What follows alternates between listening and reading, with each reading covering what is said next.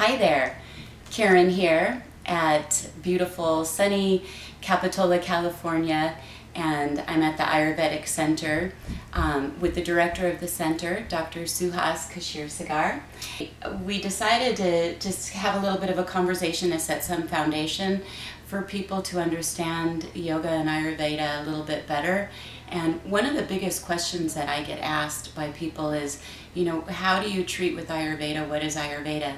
And I begin telling them about the 5 elements, and they look at me a little mystified, like thinking I'm talking about some kind of crazy out there medicine that's not really rooted in an allopathic foundation. And I say it really is medicine, and try to go on further and talk about the 5 elements. And I thought maybe it would be clearer if I come to the Ayurvedic master himself, and he gave a little bit of a talk about that.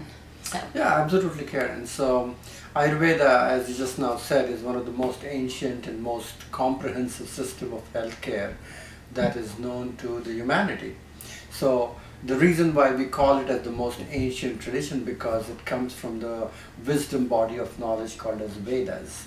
And one of the basis of Ayurveda is that Ayurveda is truly a natural medicine. It understands that not only human beings, but everything else around is 100% part of nature.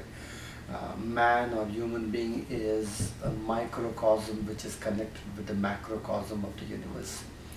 We have a wonderful saying called Yatha Pinde Tatha Brahmande. As is the individual spirit, so is the cosmic spirit. As is the individual breath, so is the cosmic breath. So everything what we are, who we are, is 100% natural. And understanding the 5 basic elements, which is the basic cornerstone principle of Ayurveda, is this whole universe is made up of these 5 basic elements. The first one is called as Akasha, which is space. And space simply means pure potentiality. And pure potentiality is something that we talk about from where everything else manifests. It's the field of all possibilities. It's the field of all the vibration that exists in the universe is in that silent field of Purusha or Akasha, or the witnessing field. So the first movement that happens in Akasha is the second principle of air, which is responsible for allowing all the particles to move at a vibratory speed in the flux of the universe itself. So air is the second element, and when the particles move, it creates friction. That friction generates fire.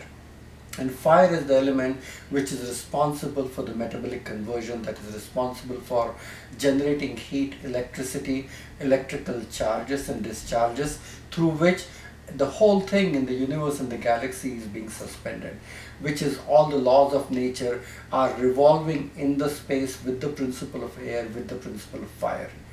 And what it gives rise to is the principle of water. Because water is the principle of fluidity, cohesion, and there is no chemistry possible without water. Everything that we talk about, biochemical transformation, conversion, that happens in the presence of water. And that leads to the formation of earth. So earth is the combination of all the elements, and space, air, fire, water and earth, these are sequential progression of the elements. If you haven't been to the Big Island on Hawaii, yes, you can actually see this elemental dance, the cosmic dance in actions. You will see there's this whole space within the earth through which the lava projects itself, and that projects itself with the movement, propulsion of air that is being thrown out, and that fire which is literally coming out with the force of air from the middle of earth, from the space, that gets mixed with the ocean. And as that gets mixed with the ocean, new land is created. Yes. So you see air, space, fire, water and earth all happening right in front of your eyes. Wow. There are about almost 100 acres of new land which is created on the Big Island every year. And so when we talk about this, this is not only confined to nature, but this is all what is going on in our body. We are made up of these basic elements. And these elements are everything. And they are very important in medicine, because if you eat heavy, you become heavy. Yes. You eat light, you become light. You eat oily, you become oily. You eat dry, you become dry. Because the elements have qualities, and the food and everything else in the universe has qualities. So we need to understand those qualities and its effect on our body. And that's how Ayurveda is so simple, that you look at the nature and imagine what it will happen to you or how it will affect you. Right. I love that. Hawaii is just, you can see those 5 elements right there. And that's really what makes Ayurveda different from Chinese medicine, is it does add that 5th element. Once again, I thank you so much for joining us as we journey through the 5 elements in Ayurveda, Ayurvedic living and lifestyle, and how to live a happy, healthy, and whole life. Until next time, namaste.